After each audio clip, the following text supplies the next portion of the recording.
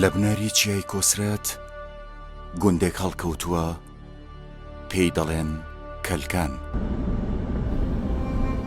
لەم گوندە منداڵێک لەدایک بوو کە دواتر بووە یەکێک لە کەسە هەرە کاریگەرەکانی ناوچەکە.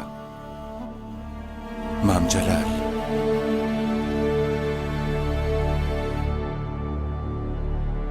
لە ناو شۆڕشی هەر میلەتێکدا سەرکردەی دیار و ڕابەری لێهاتوو پەیدا بن کە ئەتوانن ببنە پێشڕوو و ئاڵا هەڵگری کۆمەڵانی خەڵک.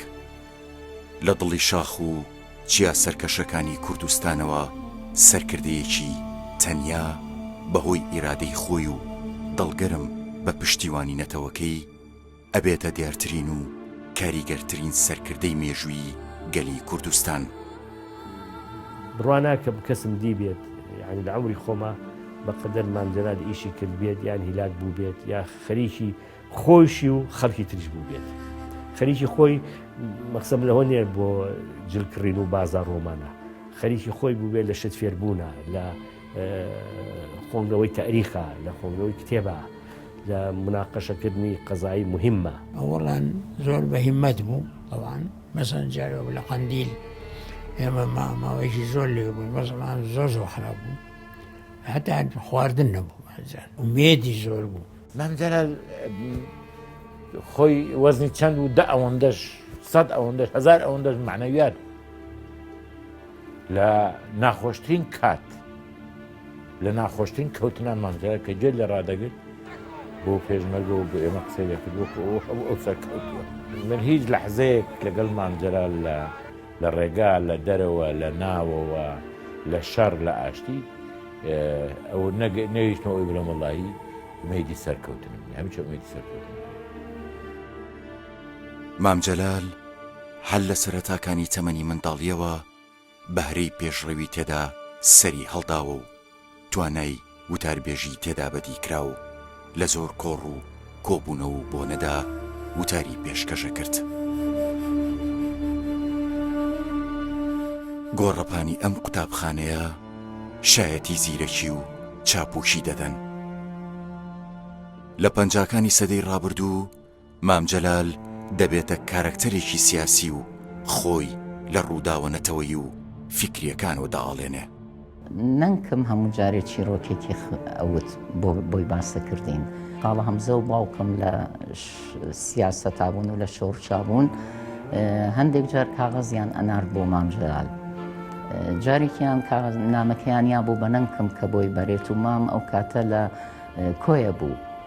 چوو بوو مەفروز بوو لە قەبرستانەکە یەکتری ببینن و ئەو نامەیە نهێنیە تەسلیمی مام جەلالی بکە. تەمان بە نهێنی نەنکم ڕۆشت بوو بۆ ئەوێ و مام جەلالیش وا هینی کردبوو کە لە قەبرستانەکە چاوەڕێی ئەکا.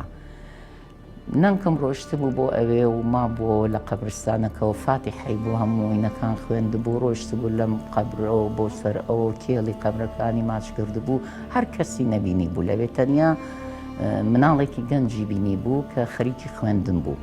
کتێبێکی بەدەستەوە بۆ هەر هاتووە ڕۆشتووە و هەر دەرسی خوێن هەتا دنیا تۆزێ تاریک بوو کە تاریک ببووی تر ئەو گەنجە چوو بۆ پێشەوە لە نەنکەم پێی وتبوو تۆ چاوەڕێی کەسەکەی لێرە؟ وتبووی ئەرێ وەڵا.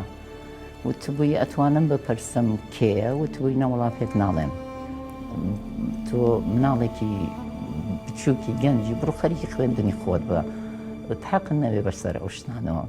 دوای پێی وتبووی ئەگەر تۆ هاتووی پەیامێک بێ بە مام جەلال ئەوە منم. نەنکم بڕوای نەکرد بوو، دەستی کردبوو بە پێکەنین و وتبووی ڕۆڵە وازم لێبێنە من هەزار ئیش و کارم هەیە و ئەمانە. دوایی تر وتبووی نا بەخوا تۆ خوشکی هەمزە عەبدوڵڵا نیت نەهاتووی پەیامێک بێنی بۆ مام جەلال؟ ئیتر لەوەوە پەیامەکەی یابوویە، نامەکەی یابوویە.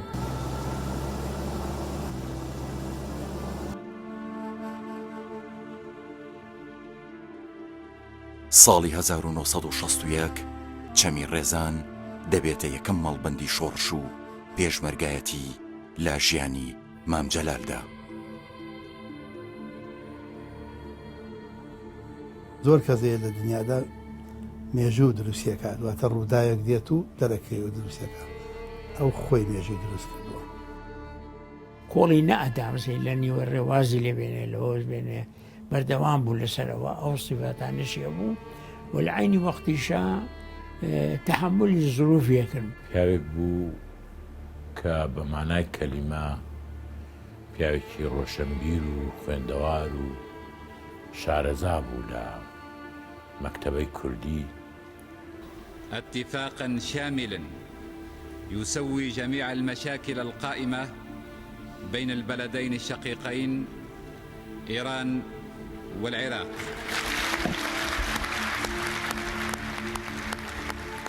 ئەو کاتی بە پلانی هاوبەشی ئیقلیمی و نێودەوڵەتی شۆڕشی ئەیلول هەرەسی هێنا ئەو دەما مام جەلال لە دەروی وڵات بوو وەک شۆڕش جێڕێکی بەجەرگ دەبوو هەڵوێستی خۆی دەرببڕێ. بۆیە سەرەتا دیبلۆماسیانە کەوتە گەیاندنی حەقیقەتی بارودۆخی کوردستان و هەوڵیدا مەترسی ئەو پلانە بۆ هەموو دنیا ئاشکرا بکات. ساڵی 1975 بۆ دروستکردنی یەکێتی نیشتیمانی کوردستان کە زۆر سەردانی ئەوروپایە کرد بۆی پەیوەندی بە خەڵکەوە بکات و بەڕاستی لەو فتریا مام جەلال تا بڵێیت هیلاک بوو. ساڵی 1975 شام دەبێتە وێزگیەکی تر بۆ مام جەلال و پێشڕەوی کۆمەڵێک سیاسەتمەدار و نیشتیمان پەروەەر دەکات و ئاڵای ڕێکخراوێکی نوێی شۆڕشێکی نوێ بەرزەکاتەوە و خۆی دەبێتە ڕابەری شۆڕشی نوێ و یەکێتی نیشتیمانی کوردستان.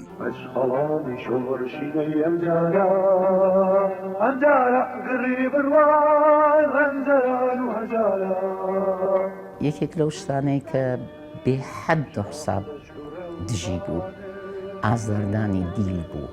مام جەلال لە ڕووی سیاسی و لە ڕووی معنەوی و لە هەموو بوارێکەوە پشتیوانێکی گرنگ بوو بۆ شۆڕش و بۆ پێشمەرگە و بۆ کوردایەتی و بۆ ئەوانە وەیە گەڕانەوە ئەو تەکانێکی بە بزوتنە ڕزگاری خوازی کوردستان.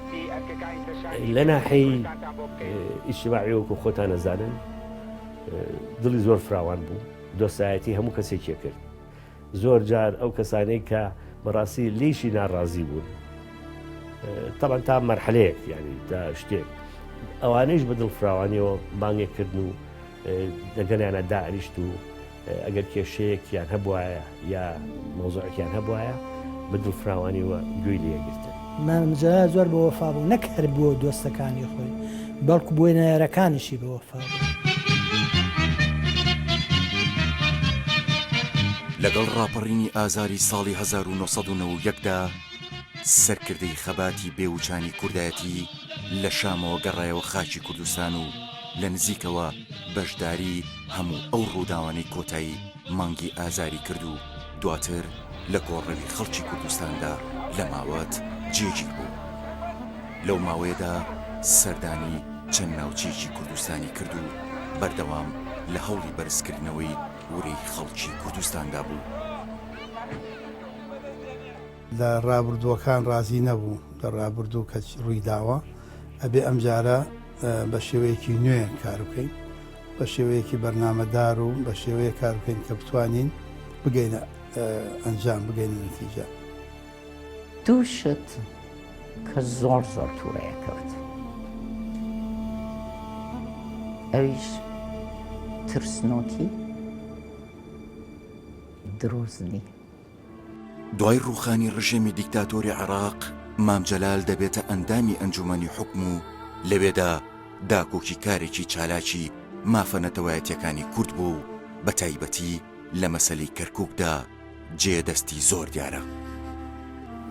مەرج حکم بووین دانیشتبوون کۆبوونەوە کرا باسی مەسەلەی کەرکووک و سنووری هەرێم و ئەو شتانە بوو لەوێ هەموو خەریتەی کۆنوانی هەموو هێنا بوو هەمووی لەسەر مێزەکەین کرد و شارحی کرد و کۆن کەرکووک وا بوو کوردستان وا بوو ئەوانی معرەبەکان پێشیان ناخۆش بوو. ئەو فتەی کە لە بەغا بووین ڕۆژانە خەریکی ئەوە بوو کەوا بتوانێت عێراقێکی دیموکراتی و کورد حەقی فێدرالی هەبێت تەسبیتی بکات بە قسەکردن بە داوەتکردن بە بینینی خەڵک بە چوون بۆ لای خەڵک. بەگشتی دەنگ لە ئەنجومەنی حکومڕانی بڕیارماندا کە ئامانجی ئێمە دامەزراندنی عێراقێکی دیموکراتی پەرلەمانی فیدرالی سربەخۆی فرەحیزبیە.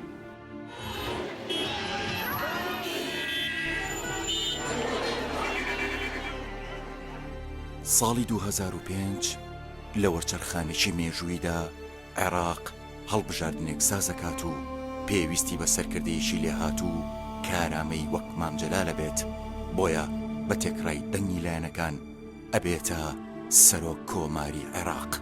ئەوە نەبوو کە خۆی هەوڵی وە سەرۆک کۆمارەوە، هەم لایەنی کورد پێی باش بوو چ کاک مەسعود و چ هەموو لایەنەکانیکە، هەم لایەنی عەرەب پێی باش بوو چونچی وەکو بڵێ ئیجماعێکی لەسەر بوو. لە بەغدا ماڵی مام دەبێتە سەکۆی کۆکەرەوەی لایەنە ناکۆکەکان، مامجەلال دەبێتە ئاشکەرەوە و نزیککەرەوەی هەمووان، تەنانەت سەماحەتی سیستانی بە سەمامل ئەمان ناودێری دەکات.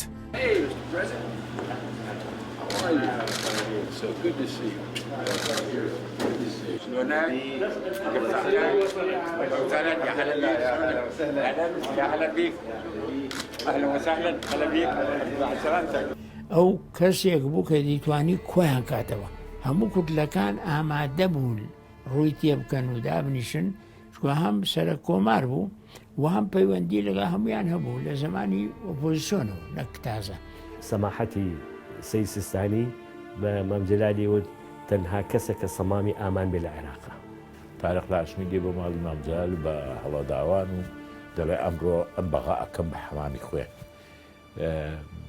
تر منیش ئەو کاتە لە بەغا بووم، دایان دەنیشێ دابنیشە و دانانیشێ و نەتیجە دەڵێ دە باشە بڕۆن لە زاوی لە سوچێک داینێن و گلاسێک ئاوی سادی بدەنێ، هەوڵ دەن تەلەفۆنێکی بکەن بۆ بەڕێزمالیکی ئەگەر نزیکە نانی بەیانی نەخواردی با بێ نانی بەیانی خۆی، بەڵام هەر یەکیان نەیدەزانی ئەوتر لەوێ یادی.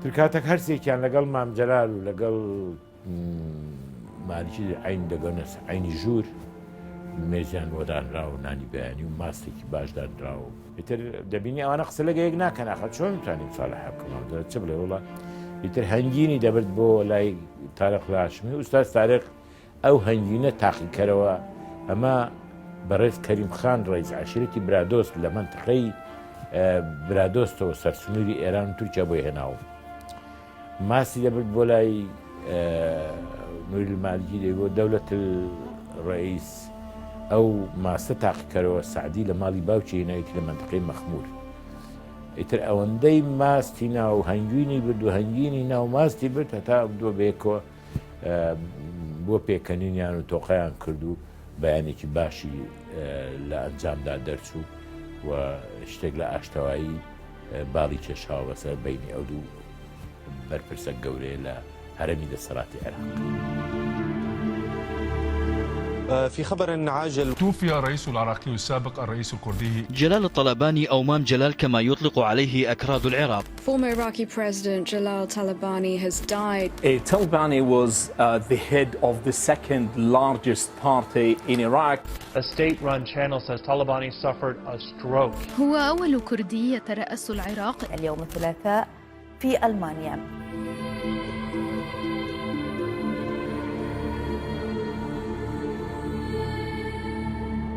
پاش زیاتر لە نیو سەدا خەبات لە پێناو ئازادی و دیموکراسیدا لە 3 دەی 2017 بۆ دوجار گۆڕەپانی سیاسی جێدەهێڵێت و ماڵ ئاوایی دەکات و لا مەراسیمێکی شایستەدا لە شاری سلێمانی سپاردەی خاکی پیرۆزی کوردستان دەکرێت.